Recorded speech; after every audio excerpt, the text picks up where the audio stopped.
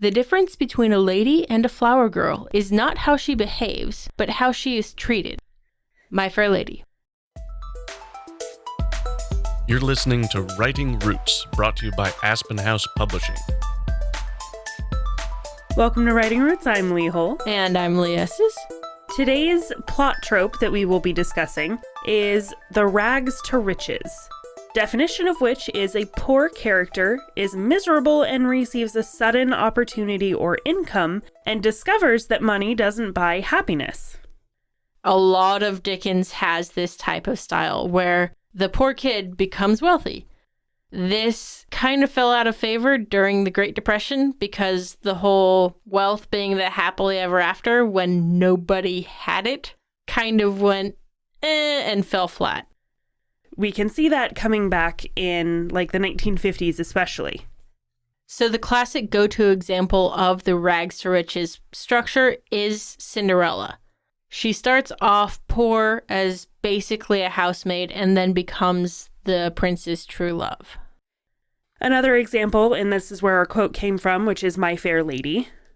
It's a musical, but it's based on the same structure of Professor Henry Higgins is a linguist, and he bets his friend that he can make the world think this poor flower girl is a wealthy lady just by changing how she dresses and how she sounds. Other examples we'll just kind of breeze through include Great Expectations by Charles Dickens, Count of Monte Cristo by Dumas, Great Gatsby by F. Scott Fitzgerald. The movie Yesterday had a little bit of this, where he became a popular musician. The Greatest Showman. Memoirs of a Geisha. And your own book, Double Take. Which is a Prince and the Pauper retelling in Hollywood. There are a lot of sub-tropes that go along with this, and we mentioned this already, but the Prince and the Pauper, where in the end they decide to go back to their own worlds. This often has two main characters, the prince character who does the Princess Jasmine thing where she pretends to be poor, and then the pauper, Aladdin, who pretends to be rich. Usually it's we two people look an awful lot alike, so we just swap lives for a while. Another subtrope is having a special skill, so teaching this flower girl to speak, or this person is reinventing the Beatles in a world who doesn't have the Beatles. Another one is the sudden inheritance, where all of a sudden get bestowed with a bunch of money, or they win the lottery, or something suddenly thrusts them into the riches category. And the living the lie, which is when a character is pretending to be royal, someone mistakes them for someone important, and they kind of go with it, and then they get to experience what it's like to be this Hollywood starlet until the actual Hollywood starlet comes along and bops them on the head. From TV tropes, they have a couple other categories. There's the rise and fall gangster. So that's the poor person gets into the crime ring and becomes wealthy, and then gets caught, and they're back to the poor. Another one is the nobody to nightmare. As I recall, that's Dr. Horrible's sing-along blog, where he's a nobody, and then he becomes somebody by being a villain. That's amazing. And then we have the inverse, the princess in rags. That Jasmine side of it, or the prince becoming the pauper. And a popular one in historical fiction would be the military ascension. I'm the one who conquered the dragon. Therefore, I am now a knight. Therefore, I have land and a title. I have no idea what to do with it. I just happen to be in the right place to poke the bad guy. You see a little bit of this in Arthurian tales, whether it's the Knights of the Round Table or Arthur himself. So rags to riches is a pretty obvious definition, but there are some key elements in the plot that you see across almost all of these kinds of stories. The first one is that the first act needs to be a bit longer before the inciting action, because we do need to see what life is like for both sides. Or if you're just doing rags to riches and not a prince and pauper, just what the poor life is like for that character. Aladdin doesn't visit the genie until after he has his opening song in the marketplace. He gets arrested. He's in the prison cell. He meets the villain in disguise. He goes out and then gets trapped and then meets the genie. You forgot a very key point in that. He also met his love interest before he meets the genie.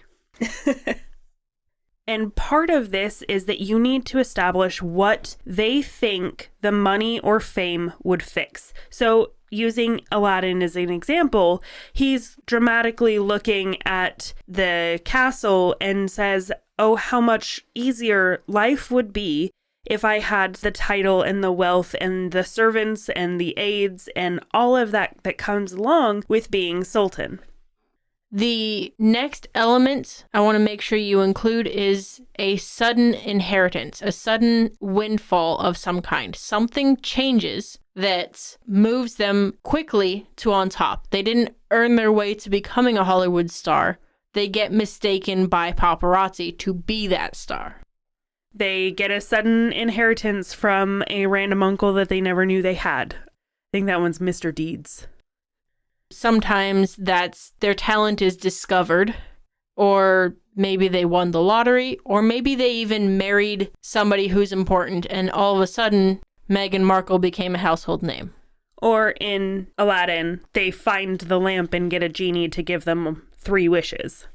The next element that you need to include is that they meet someone already within that world. So Aladdin meets Jasmine. Even though he doesn't know she's in that world, she, in a sly way, contradicts what he's saying about like how great it would be. And she's like, but they tell you everything you have to do. You have no freedom.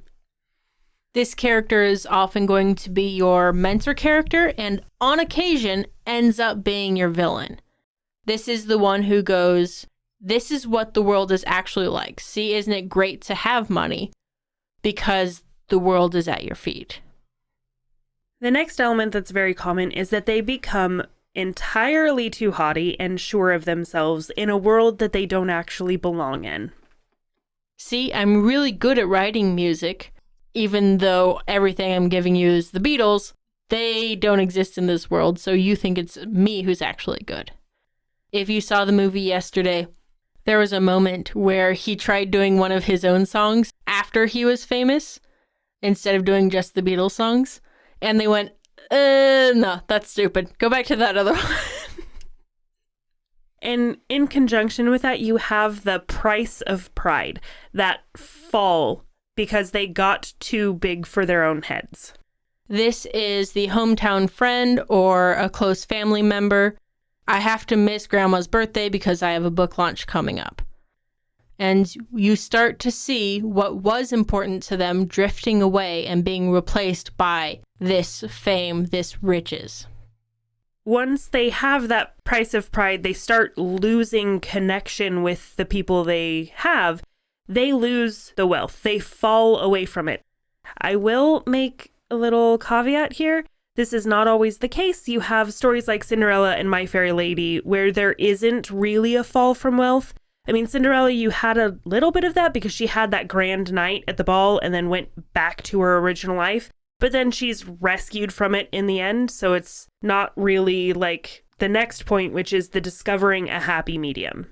So during the fall, you realize that the only people who were there for you and trying to support you the entire time were your mother and your brother. And then once you reclaim on merit the title that you had before, you can still go to grandma's birthday party because you realize your own worth and the worth of the people in the family, and then reschedule the book launch for another time. You find a common ground between the two and make it work. Again, this kind of depends on the type of rags to riches that you want to tell. If you want to go for that money isn't everything morality, that's definitely the balance that you want to find. But if you're going for the Cinderella type trope, then she goes off and lives in a castle and lives happily ever after. So we know what to write. What do I not write? One of the things to avoid in this is you don't want money solving the problems like they think they would. So you can have money solve some problems, but it might create more problems. And your character might say, yes, it's great now that I have the servants, now that I have the manpower, now that I have this. But it's not actually solving the problem. He's just as miserable pretending to be Prince Ali as he was being Aladdin. And the other red flag I wanted to point out is virtue as a result of the luck. There's a little bit of Les Mis in this that has always bothered me. Of he was a bad person because he was poor, and then when he got money, he became a good person. You kind of want to do the inverse of the luck being a result of the virtue. I see you're a good person when you help the old lady across the street. We need a superhero for our movie. Would you be interested in auditioning? Luck, definitely, but the virtue comes first. A rags to riches story can be told in so many different genres, in so many different ways, and it gives you a lot of play with the character development specifically, because you will have characters changing. They'll discover something about themselves, about the world, about those around them that they wouldn't have discovered if they had never hit that windfall. It's a really good opportunity for you to explore your writing and your characters. Take that, run with it, and of course, write selfishly. If you have a question or comment for our hosts or a topic you'd like us to cover, send us an email at writingroots@aspenhousepublishing.com or find us on Facebook by searching for Aspen House Publishing.